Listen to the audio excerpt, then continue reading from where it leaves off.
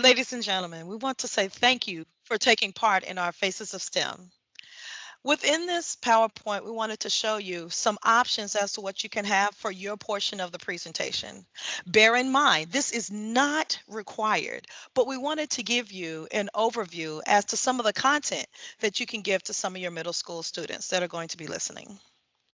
Now, if you notice here, it's actually saying that you will have a total of 12 minutes.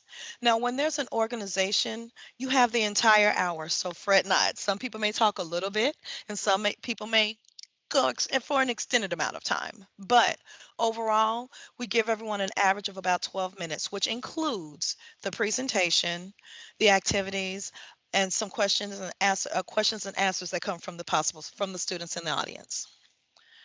Within your presentation, one of the first things we'd like for you to go over is who are you? What is your name and what is your current role within this organization?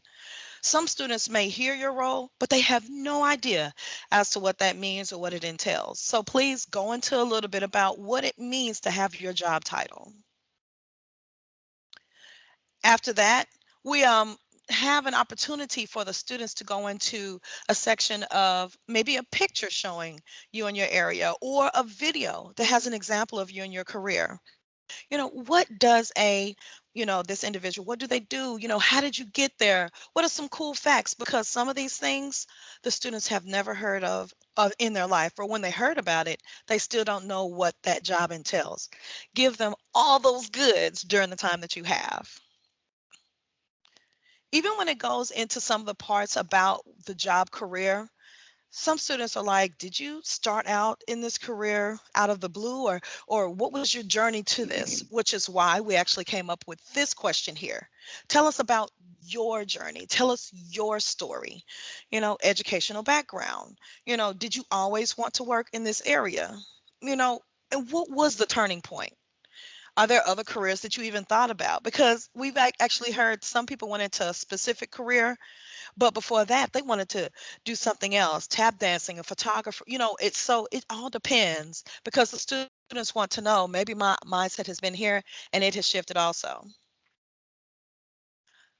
After you have talked to the students about your journey, there's always some nugget or tidbit that will be able to help out students as far as what's something that you can give as advice to the students, something they can remember, or how long did it take for you to learn how to get to this point? Even the one of them, which is the importance of one of the STEM areas, the 4 C's, was it important to communicate in your career, collaborate, creativity, or critical thinking? Are you the one that goes through the thought process? Or even, I wish I would have worked to learn more about thus and so to get into my career. And even after all of that, within your time frame, there is a chance for activities, to which I'm going to turn it over to Dr. Whitlock to give a little bit of information about this spot. Hey guys, we would like what we're trying to do is spark the kids' interest. And just wanted to reiterate that this PowerPoint is for you if you want to use it. But if you can spark the kids' interest without the PowerPoint, feel free to just leave it alone and just chat with us. We do believe that you cannot be what you cannot see. And that's kind of our motto here with Faces of STEM. And we just want to show them the things that you do. One thing that would help us is so the kids can actually see what is something that they would do in their regular job. That's where the activity comes in.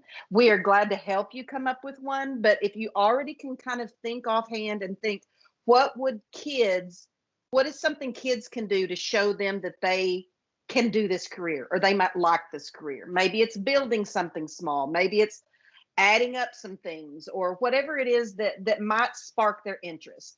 So try to come up with a 2 to 3 minute activity that would engage and spark the students' interest. And like we said before, we're glad to help you come up with this. But if your talks and your chats are highly engaging, then we may not need an activity. So but give us give us an activity. If you have one, we can help you build one if needed.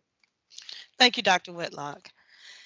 So after that, we are going to close with just asking you and then allowing you a chance to even ask the students about any questions. This is a time in the presentation when we pause and we allow the teachers to talk to their students and type into the chat box, because sometimes the educator in the classroom has their camera on, but the students as a crowd are in the background. So that is one of the different areas that we can use, or the students will be able to chat in.